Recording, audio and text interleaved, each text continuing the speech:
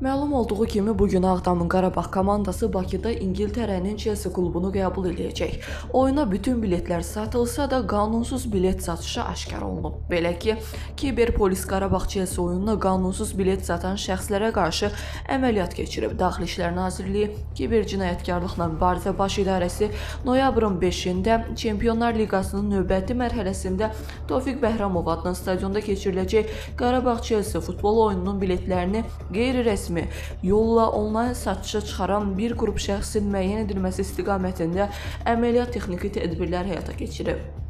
Biletləri əvvəlcədən onlayn qaydada və rəsmi satış məntəqələrindən əldə edib, daha sonra sosial şəbəkə platformalarında, müxtəlif səhifələrdə, eləcə də qara bazarda dəyərindən daha artıq qiymətə satmaq istəyən Emil Dadaşov, Cavid Dadaşov, Rəşad Həsənov, Murad Mirkişiyev və Vüsal Zalov Kiberpolis tərəfindən saxlanılıblar. Araşdırmalar zamanı müəyyən edilib ki, həmin şəxslər biletlərin məhdud sayda olması və oyuna vətəndaşların göstərdikləri böyük maraqdan sui-istifadə edərək bu hüquqa zidd əməli törədiblər. Saxlanılan şəxslər barəsində qanuna müvafiq tədbir görülüb, əməliyyatlar davam etdirilir.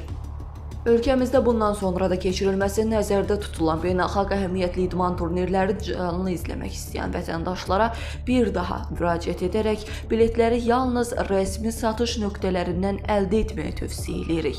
Bildiririk ki, sosial şəbəkələrdə müxtəlif səhifələr və digər qeyri-qanuni mənbələrdən bilet alan şəxslər dələduzluq halları ilə üzləşə bilərlər.